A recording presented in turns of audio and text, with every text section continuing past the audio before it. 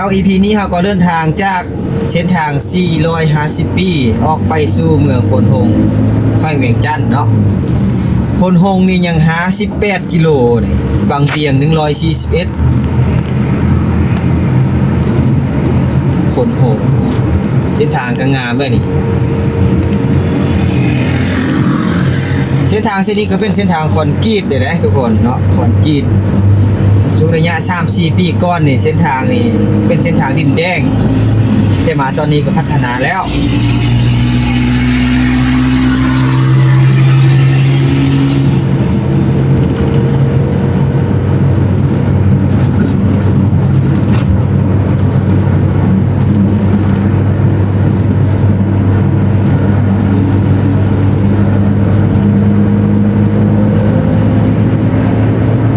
บ้านสีเกิดเนาะบ้านสีเกิดในนี้เนาะมาเรียกบ้านสีเกิด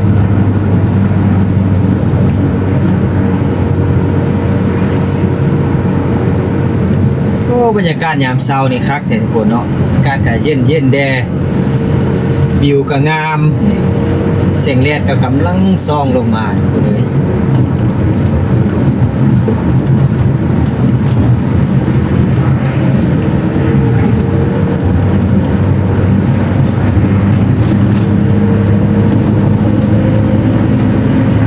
ซี่ไข่ซี่เกิด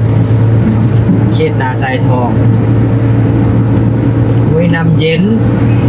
เขตบ้านหัวขัว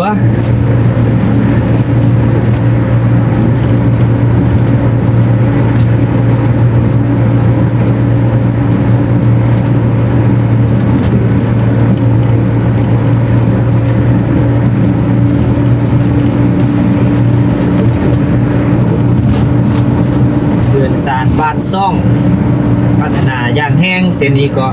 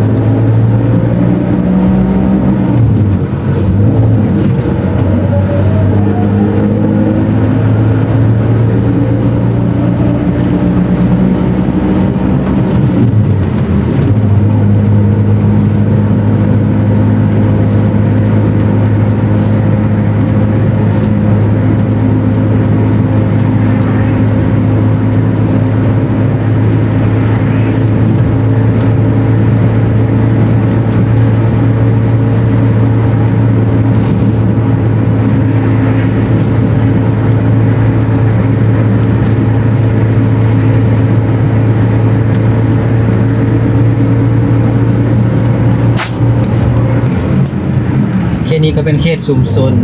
เยื่อแห่งหนึ่งเลยทุกคนบ้านเรือนติดจอดกันถ้ามายามแรงๆนี่รถหลายเขตนี้นะโพนโฮงยัง53กิโลเนาะตาดหินขันนา9กิโลเลี้ยวขวา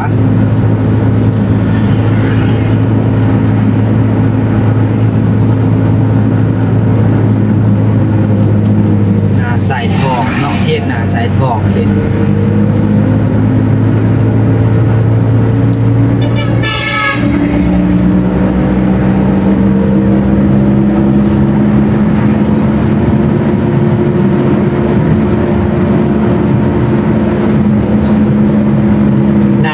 ทองไตเนาะนาสายทองไตในจุดนี้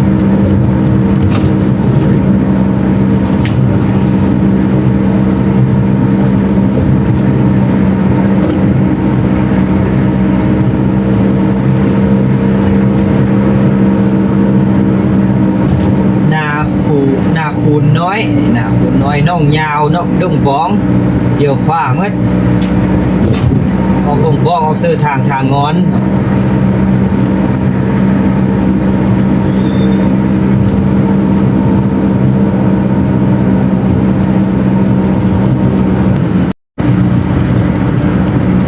นี้เป็นบ้านอีไลเด้อ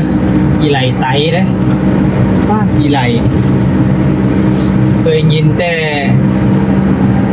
นักห้องเส้งเดือนแต่ตอนอย่างน้อยห้องนี่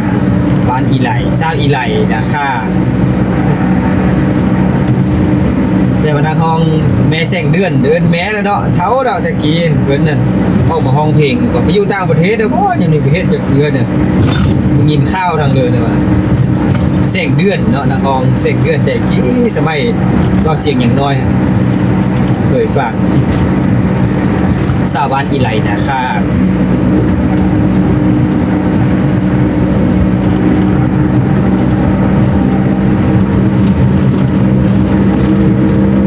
บ้านอีไหลนะคะ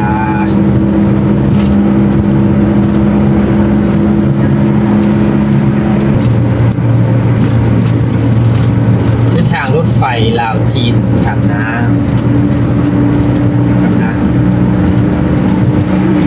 เห็นรถไฟเลี้ยนเนาะตอนนี้รถไฟบ่มา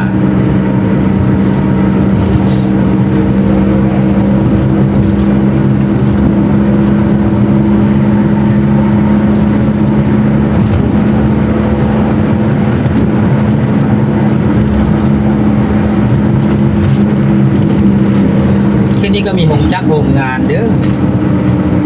มีโรงงานเขียนคนหลายเขียนมาเฮ็ดเวียกเฮ็ดงานทางขวามือนี่ก็คือโรงงาน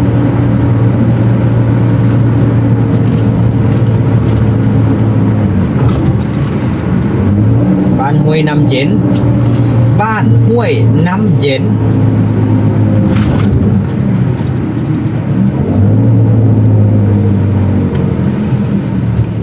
โรงงานได้บริษัทโรงงานทางความ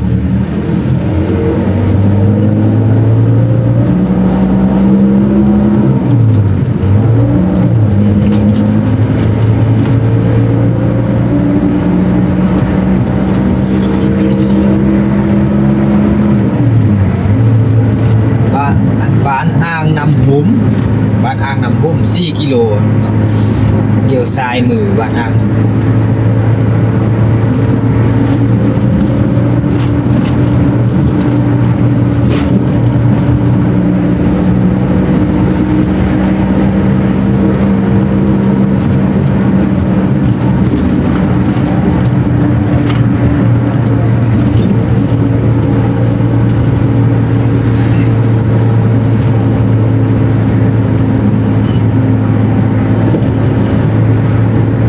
น้ำหุ้มซ้าย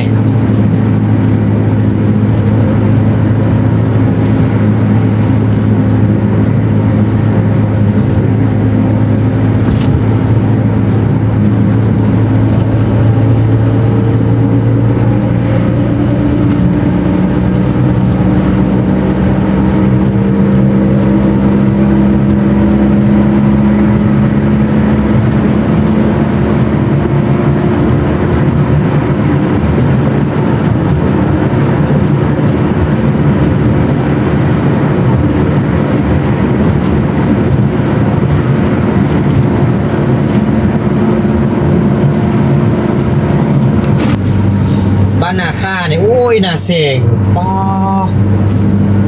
ชิปใบมือเนี่ยทุกคนต่อเสียงอะไรมาพระเจ้าให้นาเสงขึ้นยาวใบเด้อนะเขี้ยวใบบอกเขาเจ้าบ้านนะเห็นหน้าบ้านน่ะก็เสื้อปุ้ยเนาะอูเขาอูน้ำแท้ๆเลยเขตนี้เฮ็ดนาเสงบ้านนาค่า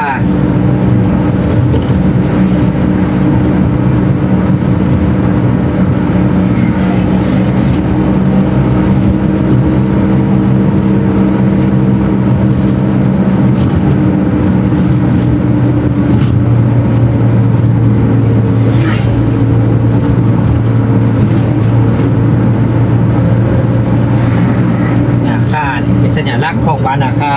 ทางซ้ายมือเขาจะเอ็ดหัวค่าเสือเนาะอีไลนาคา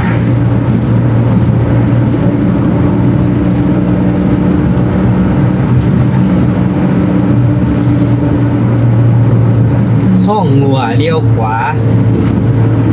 โคนโฮงไปซื้อ างซื้อเด้อ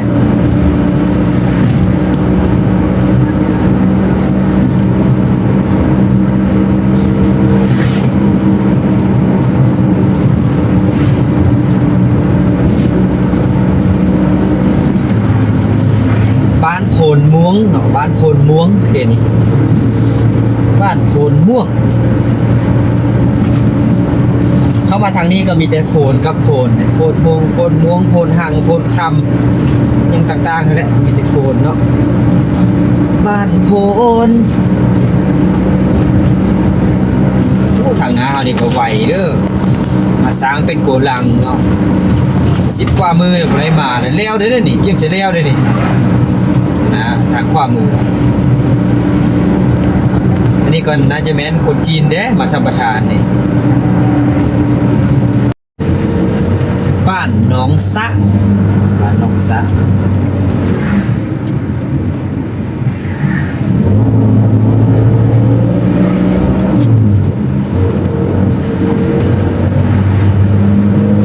บ้านนี้ก็ยังขึ้นกับหน้าสายทองอยู่เนาะบ้านนี้เนาะบ้านหนองสะหาดเสียวเดียวขวาฝนหกไปซื้อโอ้นี่มีตลาดแน่มีตลาดเด้อคนได้โอ้ที่ได้มาขายเจียวจากมือเด้อเนาะตอนแรงนี่คือคนจะไล่กว่านี้นะตอนเช้าก็ไล่ขายเจียวอยู่บ้านหนองสะ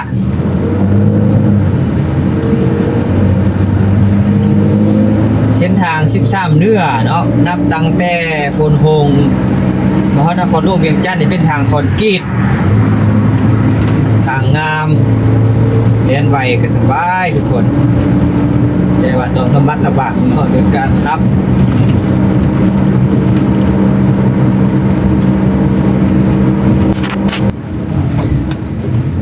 แขวงเวียงจันทร์ยินดีต้อนรับเข้าสู่เมืองโพนโฮงนี่เมื่อเดือนนาสายทองทุกคนตอนนี้ก็กำลังจะเข้าสู่เมืองโพนโฮงบ้านอีไลบ้านอีไลเป็นบ้านทำอิฐหรือว่าบ้านที่1ตามเส้นทางนี้เข้าสู่เมืองโพนโฮงเนาะนี่นาแซงป้าเขียวงามดีเด้อทุกคนเอ้ยนาแซงเมืองโพนโฮงนี่เขาเจ้าแห้งเฮ็ดนาแซงไล่เด้เนาะภูเขาอูน้ำแท้ๆแหละทางนี้นะเมืองโพนโฮงแขวงเวียงจันทน์มื้อนี้ถ้าเบิ่งตามสภาพเวลาของบางเสียงบางเทื่อนี่ก็จะไปถ่ายคลิปทางบ้านโพนโฮงไปเที่ยวบ้านโพนโฮงคือถ่ายทางนั้นคือหลายคนได้ชมเนาะโพนโฮงเพราะว่าจับแต่น้อยมาน่ะเกิดมาได้ยินแล้วเพลงสาวโพนโฮงดังมาแต่น้อย เป็นสาว30 ปีแต่ว่าเบิ่งบรรยากาศก่อนถ้าเวลาว่างๆว่าเสียงจะไปถ่ายคลิปทางโพนโฮงเนาะบ้านโพนโฮง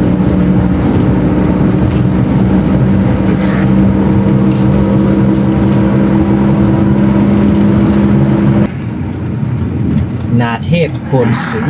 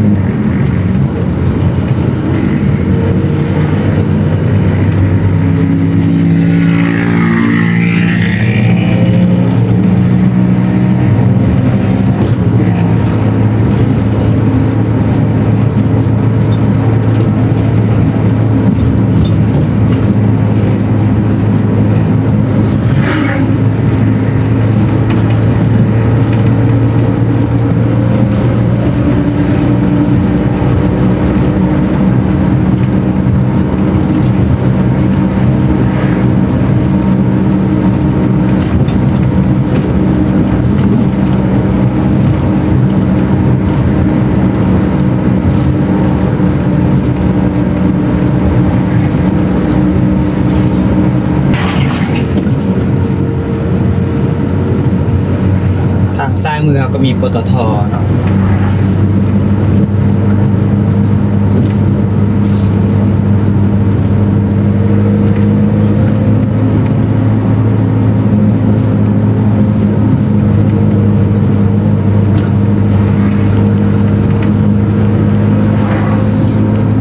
เขาก็จะเลี้ยวเขาทางขวาเนี่ยออกไปสู่ทางเมืองเก่านะเมืองเก่าไปซื้อทางขั้วปากขยุงเนาะทุกคนเราจะเลาะชมเมืองบรรยากาศแค่นี้ก่อนเนาะเราจะเลาะเขาทางนี้เดี๋ยวนี้พลทันบ้านพลทันบ้านพลทันเลี้ยวขวาเขาก็จะเลี้ยวขวานะ